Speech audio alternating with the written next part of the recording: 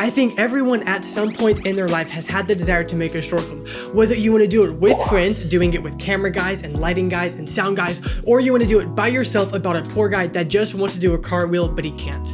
The path to make a short film is not always easy, and if you don't know just what you're doing when you're getting yourself into it, it's really easy to get overwhelmed, which is why I'm making this video. I'm going through everything I did to create this short film right here. I'm also going over tips and tricks if you want to make your own short film yourself, to go from not knowing what you're doing at all to having a really solid idea on what you should do if you're getting ready to make a short film. Quick disclaimer, if you haven't actually seen it yet, what am I doing with my hands? This is weird. If you haven't actually seen the short film yet, it's actually really fun and literally only 3 minutes long, so you 1,000,000% will not regretting watching it just because it's funny, and then after you watch it, you're definitely going to be curious on how I made it, so then you can come back and watch this video right here, going through the lighting, how to film it, how to direct it, and how to make your very own short film from scratch. Let's get into it. Number one is the first thing that you're gonna have to do if you're getting ready to make your own short film, and it's actually the first thing that I did as I was getting ready to make this one.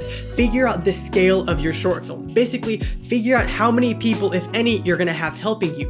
For this short film that I made, I had myself and I acted in it. I had my younger brother who also acted in it. I had my girlfriend who helped with just overall set stuff. Then I had 3 other friends who got to be the actual camera operator, and then 2 other guys that I got to be the sound and lighting guys. Basically, if I needed something done or if I needed a light moved, these 2 guys were going to be the ones that I could say, hey, move this light, and then they were able to do that. And honestly, one of the biggest pieces of advice I could give you if you're getting ready to make a short film is get as much help as you can without overwhelming yourself. Basically, if it was just me and my younger brother acting in this, I would have had to do the camera myself, I would have had to do all the lighting myself, and I would have had to do all the sound myself. Literally everything would have been on my shoulders. However, because my friends could come in and help me, all of that weight got taken off of my shoulders, so I could just focus on acting and directing, and then they could focus on doing all the stuff that I needed to get done. A little side note though is when I first started making short films, I didn't really have anybody I could help, and it really was just me. However, the production scale of my short films have gotten much higher as I've had help come on. Meaning your first short film, you might not have anybody, or you might just have a sibling to help you,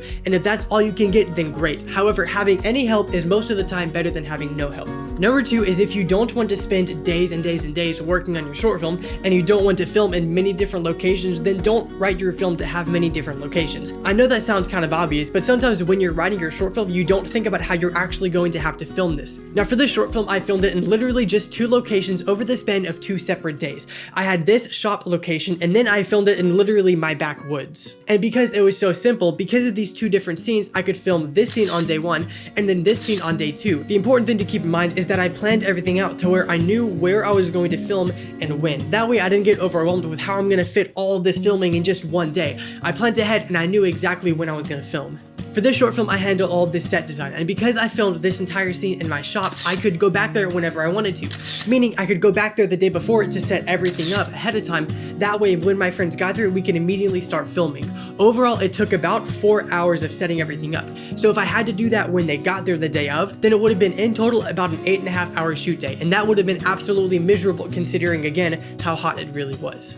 Number 3 is kind of a quick one, but be sure you're smart on your budget. Now sometimes I make short films with literally a $0 budget, and other times I take my own money out and I buy certain objects and certain things for the short film. In this case, I had a super small budget, partly because I didn't really have to rent locations or do anything, but the other reason was because mainly the only thing I had to spend money on was the time machine itself. So yeah, overall I didn't spend much money on this short film at all. It was $10 for the speaker I bought for this time machine, and then it had a bunch of old things I took apart for the motherboards and stuff. And then the only other thing that I spent money on was the pizza that I bought for my friends to thank them for making this short film with me, which leads me to my number 4 point.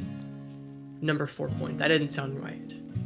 I can't talk. Number 4 is a way to say thank you. Now, getting your friends to help you make a short film for free is awesome, and a way you can thank them for that is by buying them food when they're there. Now for me, that looked like buying a couple pizzas, going in my room after we were done filming, and just playing Uno and having fun. However, that can really look like anything, but it's really important that you show your appreciation, and a good way of doing that is by buying them food. Also, you can eat the food too, so it's not like you don't get anything out of it as well.